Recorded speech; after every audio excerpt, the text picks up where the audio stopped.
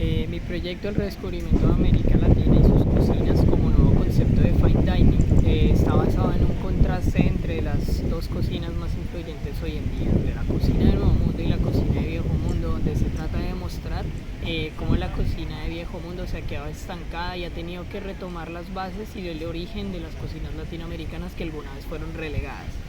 Eso se puede demostrar fácilmente desde el primer momento en que tomamos en cuenta las listas y los galardones más influyentes en el mundo, como la lista de los 50 Best y también la guía Michelin. Estas dos guías no incorporaron como tal a América Latina como cocinas influyentes sino hasta hace más o menos una década. Desde entre los años 2010 a 2015, donde se empezó a incorporar países como Perú, Brasil, Colombia, a chefs reconocidos como Alex Atala, Leonor Espinosa y Virgilio de Central, los cuales fueron parte de las personas más influyentes que lograron destacar nuestro concepto de cocina que hoy día se está utilizando en los restaurantes europeos. Y eso es sumamente importante porque realmente no se tomaba la cocina latinoamericana como algo importante, ya que no aparecía dentro de estos mismos galardones, ya que el eurocentrismo como tal estaba presente en los conceptos de calificación de estas listas. Es por ello mismo que la guía Michelin como tal se centralizaba absolutamente todo el concepto de cocina a la vanguardia que el Bulli estableció en un momento. El Bulli fue el padre de la cocina de vanguardia, padre de la cocina molecular, y en ese momento se empezó a transgredir a los demás restaurantes de Europa que empezaron a girar en torno a ese concepto del Bulli, de cocina de vanguardia y cocina molecular, donde todo se centraba sobre eso y todos los restaurantes tenían que responder a esos criterios en orden de estar en estas listas. Sin embargo, al momento de reincorporarse las cocinas latinoamericanas, se empieza a suceder un fenómeno que prácticamente se basa en la reincorporación de ingredientes locales, de regionalismos. Pero estos regionalismos, ¿cómo se empiezan a destacar? Nosotros siempre hemos hecho eso en las cocinas de Colombia, en las cocinas de Perú, en las cocinas de Brasil, en las cocinas de México. Siempre ha sido una cocina que está reincorporando y protegiendo las culturas, la sociedad como tal, y tratan de representar un concepto más sobrio, un concepto sostenible, y eso siempre ha sido así, y siempre se ha tratado de buscar nuevos ingredientes que hayan sido tradicionales y se hayan perdido. Mientras que en Europa todo giraba en torno a esta vanguardia, en algún momento se llegaron a estancar porque siempre utilizaban las mismas técnicas, siempre utilizaban los mismos productos y lo único que hacían era reinterpretar y reemplazar de otra manera y de construir.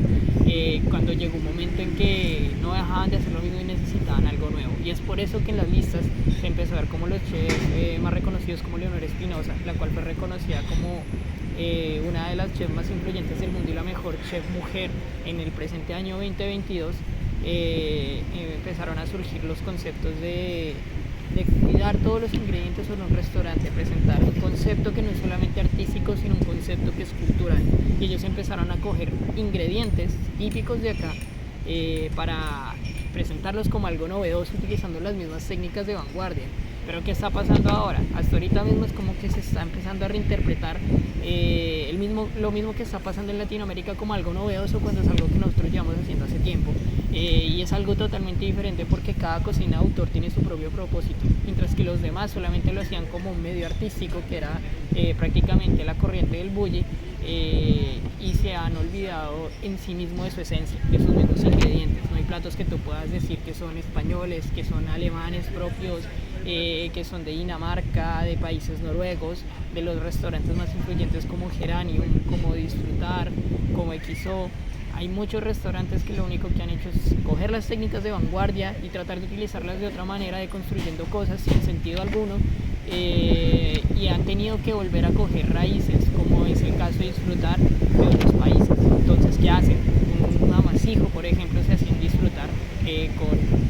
koji inoculado en harinas para poder hacer el pan de bono más crocante y tener una textura más cristalina, pero sin embargo no dejaba de ser un pan de bono. Empezaron a hacer un pichón pibil y un pichón con birria, con salsas que son prácticamente de México y son salsas de las más típicas, pero son sabores novedosos acá. Entonces que empezaron a reincorporar esas cosas y reincorporar la parte externa, foránea, le incluían dentro de su propia cocina, haciéndolo como algo novedoso, pero aún así seguían sin tener una identidad propia. Listo, era una idea creativa, pero prácticamente no era algo que tuviera fuerte, lo que representaba que la cocina como tal europea se ha estancado en estos momentos. Se ha tenido que buscar América Latina como fuente de inspiración para algo que para ellos es novedoso, que para nosotros lo sigue siendo, porque siempre se presentan cosas nuevas. En ningún momento nos estancamos, se utilizan tendencias de vanguardia, técnicas, equipos, absolutamente todo, pero siempre teniendo en cuenta nuestras raíces y sobre todo el pensamiento del chef. Mientras que no todo está rotando frente a unos criterios que han pasado a un concepto de marketing totalmente distinto, donde los restaurantes solamente se incluyen por tener renombre, por tener fama, e incluso eso mismo es contraproducente porque estos negocios probablemente si no tienen al menos una estrella Michelin no van a ser prósperos, por lo menos si quieren estar dentro del concepto de fine dining. Y eso no es lo que realmente se busca cuando uno establece un restaurante, y mucho más de ese talante. Y es por eso que los mismos restaurantes influyentes, los primeros que están en las listas, son aquellos encargados de regir estas mismas normas, porque son aquellos que tienen voz y voto y están dejando sin voz y voto a su misma cultura. Pero como tal, por ejemplo en España, en Castilla de la Mancha, se ha ido tratando de recuperar esta cultura, como distintas asociaciones de chef han tratado de rescatar productos específicos para destacarlos y tratar de hacer esta cocina autor como una cocina regional, tal cual pasa en Colombia o tal cual pasa en Brasil o tal cual pasa en cualquiera de nuestros países que tiene galardones en los recientes años del 2015, 2017, 2018, incluso ahorita mismo que está saliendo la lista del 50 Best. Es por eso mismo que lo que se demuestra por medio de este trabajo de investigación es que Latinoamérica tiene una cabida dentro del mundo gastronómico ahorita mismo, que está a la cabeza y que está demostrando que la vanguardia como tal se quedó relegada y se quedó estancada por el simple hecho de establecer galardones con enfoque eurocentristas, tratando de evitar todo aquello que está al otro lado, que tiene mucho valor,